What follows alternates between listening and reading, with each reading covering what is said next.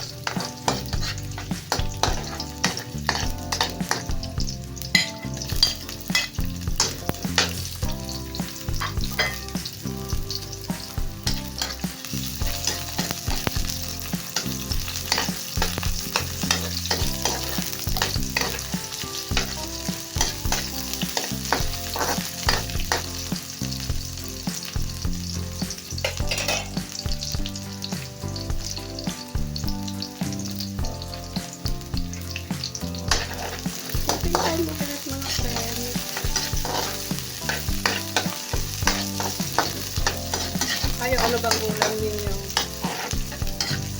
Ayan, shout out sa inyong lahat.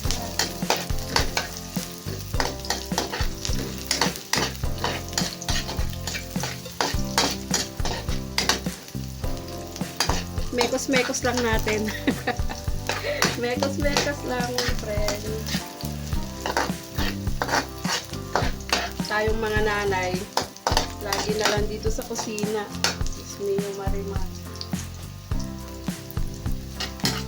Hintayin lang natin mag-brown yung ating bawang. Lagay tayo ng bawang, sibuyas at saka luya.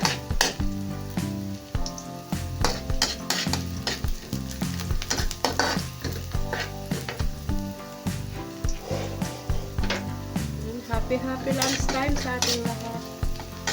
Today is Holy Tuesday. Ayan, okay na yan. Lagay tayo ng bagong. Konting-konti lang. Ayan.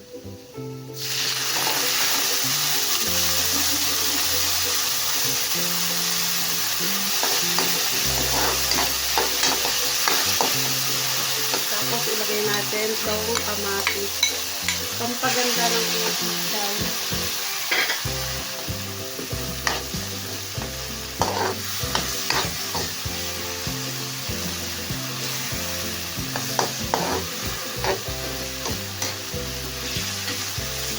Then maglagay tayo ng isang basong tubig.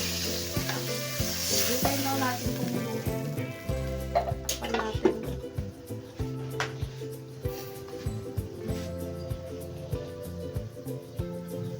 Mabuti na lang dito sa amin ngayon may mga nagro-rolling na. may nabibili ka na kahit hindi ka pumunta sa bayan, nakakabili ka na ng isda, ng gulay, ng karne, ng manok, yun. Yung mga gulay naman, maraming gulay dito sa amin, sa bukid. May mga sitaw, may mga upo, malunggay, talong, ayan, libre lahat dito yun, mga friends. At tulad yung kinuha ko nga, yung talbos ng ampalaya, libre ko lang kinuha dun sa bukid. Pagka gusto mo naman ng dahon ng malunggay or bulaklak ng katuray, mga saluyot, ayan, maraming libre dito. Sahog nga lang ang problema. Ayun, check natin. Hintayin lang nating madurog durugin natin yung kamatis. Ito ang aming ulam, tahong. Medyo maliliit nga lang siya. Hindi siya yung malalaking tahong kasi ito lang yung available dun sa nagro-roll. Lagay natin dyan. Ano natin yung kanin. Maliliit lang siya. Mas malalaki lang yata sa tulo.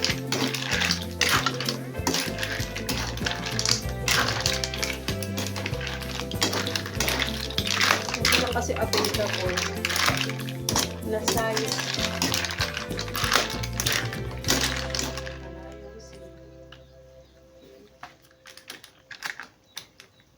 Kasi sandali lang to, maluluto na. Kalimutan ko ilagay yung sili. Takpan ulit natin.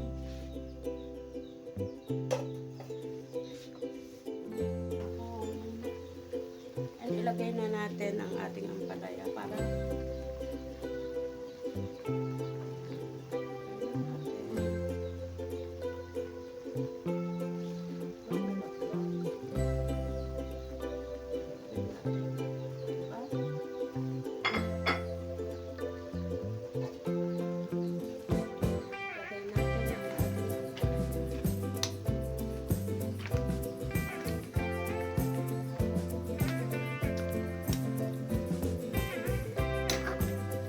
sabi nila masarap daw itong i-steam lang yung tahong. Pero pagka in-steam ito, kailangan ng bibiling tahong siguro is malala. Pagka ganitong maliliit, hindi pwedeng i-steam. Ito yung ulam na mauulam mo yung kalahati, tapos itatapon mo yung kalahati. Diba? Tapon ang kalahati dito mga friends sa ulam. Uli natin, sandaling-sandali lang yan.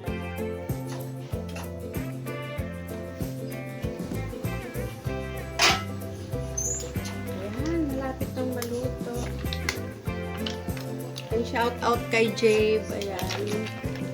Habang nagluluto ako is nakatambay ako kay Jave. Ayan, nagluluto din siya doon. Oh. Naghihiwa-hiwa din si Jave ng kanyang mga lulutuin gulay. Ewan ko kung ano yung lulutuin niya. Shout out sa'yo, Jave. Pilino. Cooking time din siya sa kanyang live. Naka-live siya. And ako naman dito is video. Malapit na tayo makaluto. Mauuna akong makakaluto sa'yo, Jave. Yan, tikman natin. Gusto ako ng ganito. Matabang lang talaga yung timpla ko sa una. Kasi pagka nilagay ko itong shell, parang naglalabas siya ng saltiness niya. Yung salt niya.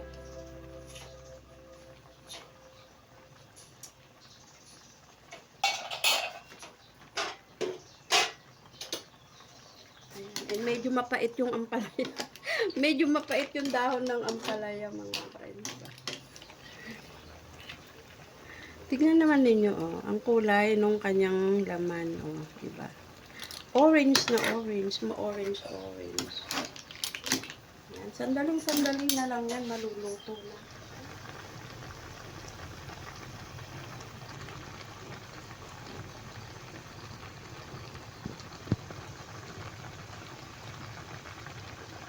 Ayan, tignan natin. O, diba? Luto na ang ating ulam. Thank you so much sa inyong support. Ayan, luto na at kami kakain na kasi ang oras ngayon is 12:11 na mga friends. Ayan, ito ang aming ulam ngayon, Holy Tuesday. Ayan, thank you so much at ingat-ingat tayong lahat mga friends, lalo na ngayon super init. Inom ng maraming tubig and kung hindi rin lang importante, wag nang lalabas ng bahay kasi sobrang init sa labas. Ayan, thank you so much sa inyo. God bless us all. Bye-bye.